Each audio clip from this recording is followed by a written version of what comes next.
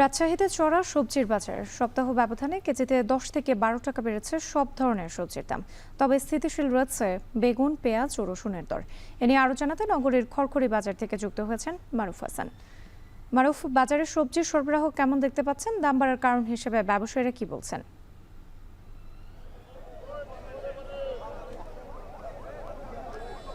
হ্যাঁ, রাজশাহীর যে বাজারটি রয়েছে খড়খড়ি বাজার, সেখানে কিন্তু সকাল থেকে এখানে ক্রেতা বিক্রেতারা কিন্তু সমাগম করছেন এবং এখানে যে সবজির যে দাম সেটি কিন্তু আমরা বাজার ঘুরে দেখতে পেয়েছি যে অনেকটা দাম বৃদ্ধি পেয়েছে।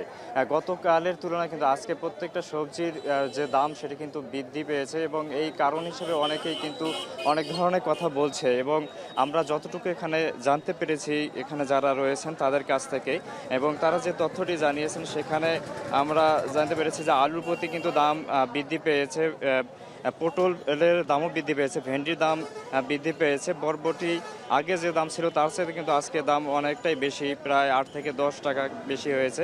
ঝিঙ্গার দামও বৃদ্ধি পেয়েছে। সব মিলিয়ে অন্যান্য যে ধরনের সবজি আছে প্রত্যেকটি সবজিরই কিন্তু দাম আজকে অনেক বেশি। এই বেশি দামের কারণে কিন্তু ক্রেতাদের এখানে কিনতে অনেকটাই সমস্যার সম্মুখীন হতে হচ্ছে এবং তারা বারবার বলছেন যে এই দামটা যদি আমাদের নাগালের বাইরে চলে যায় তাহলে আমরা আমাদের পরিজনকে নিয়ে আমরা ঠিকঠাকভাবে চলতে পারবো না। যার জন্য বাজারের যদি এই নিত্য প্রয়োজনীয় যেসব সবজি আছে সেগুলো যদি দাম কমানো সম্ভব হয় এবং সেগুলো যদি আমদানি বৃদ্ধি পায় তাহলে হয়তো বা আমরা এই দামের সংকট থেকে মুক্তি পাবো। পাশাপাশি বাজারের যে সবজিগুলো এখন আছে এই সবজিগুলো যদি বাইরে থেকে আমদানি করে নিয়ে এসে রাজশাহীর যে চাহিদা সেটি যদি পূরণ করা সম্ভব হয় তাহলে হয়তো বা এই দামটা কাটিয়ে ওঠা সম্ভব।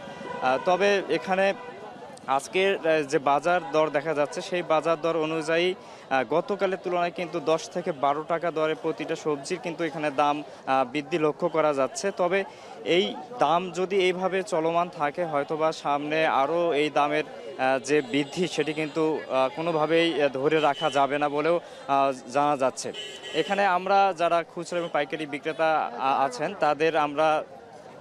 তাদের সঙ্গে কথা বলেছি, তারাও বলছেন যে যেহেতু এটা বর্ষা মৌসুম চলছে, এই বর্ষা মৌসুমে মূলত যেসব সবজির গাছ রয়েছে সেগুলো মারা যায় এবং বৃষ্টি থাকার কারণে সবজি তুলতেও সমস্যা হয়ে যায়। এই সমস্যা এবং বর্ষা মৌসুম দুইটার কারণেই মূলত বাজারে আজকের এই সবজির যে আমদানি সেটা কিন্তু কমে গেছে। সবজির আমদানি কমে যাওয়ার কারণে এবং বাজারে ক্রেতার বৃদ্ধি পাওয়ার কারণেই মূলত সবজির বাজারে চড়া মূল্য।